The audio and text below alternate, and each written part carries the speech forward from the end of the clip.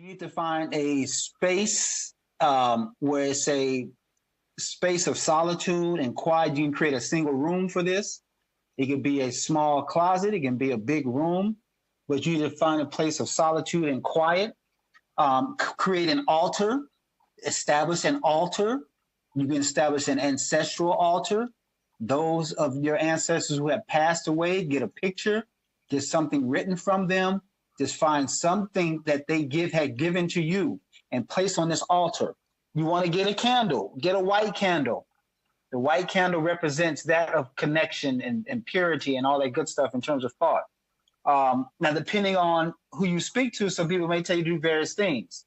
The folks that I relate to and I get my guidance from, they tell you get a glass of water, clear glass of water, and the other glass you're going to have, say, tequila, clear rum, clear alcohol, so clear.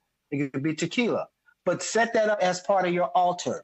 And you can stand before your altar, light your candle, and just begin to pray, meditate, think about the positive things about your ancestors. And then you can ask for answers or guidance in terms of the things that you want to do. You'll be surprised how you will come up with some answers. Answers will be provided to you.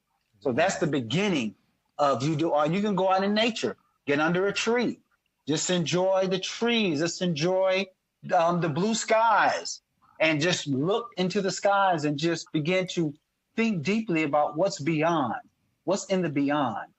And you begin to find silence and solace in that understanding. And next, you regain the sense of self about who you are and what you represent. Hypnotism. I mean, yes, there's different forms of being hypnotized. But look here, we got African spiritual healers who can hypnotize people. They have a way of tapping into your spirit and your consciousness where you can go into a trance. So the idea of hypnotizing folks, that's part of an African tradition anyway. Yes. So we can't remove the fact, what I'm saying is we can't remove the way in which we know the things that we do, rituals and traditions again, from the idea that it comes from someone else. It has to remain within us. The European way of hypnotizing has to do with an individualistic way of tapping into one's mindset so you can tap into that individual to try to get information from them. The African way of hypnotizing is to get you in contact, to get you to contact your spiritual essence. That's what trance is all about. So we engage in ritual practices and we may go into a trance. That's a spiritual connection. That's a spiritual experience that you are engaging in that moment and in that time frame. So no, I don't believe that hypnotism is simply a European concept, but in fact, we have ways in which we utilize the idea of trance, hypnosis, to affect our own mental capacities. How many times has the beating of a drum, hypnotized you? Mm-hmm. See, we use the drum to create messages and to create understanding. And so the beating of the drum, music, it becomes hypnotic in our expression.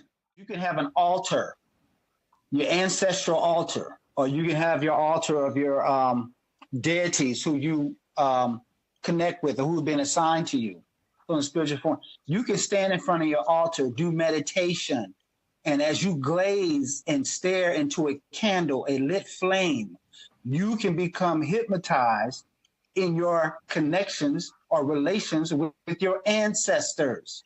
They can become embodied within you, and it gives you a different understanding and experience of doing that meditative process. So this is what I mean by, no, we have ways of understanding these things and harnessing this type of process to where it benefits us and not necessarily them. When we bring souls together and people together, yes, that you are in essence sleeping with the ancestors of that individual who you're relating to. So that is part of that concept. But if you break it down to saying menage a trois, where it's Yes. for people concept that now you talk about group sex, right? Yes. So, but the idea I believe has to come from the fact that we need to know who we're dealing with. We need to understand and relate who we're dealing with. And we need to have a sincere connection with whom the people that we're dealing with. People can bastardize that any way they want to.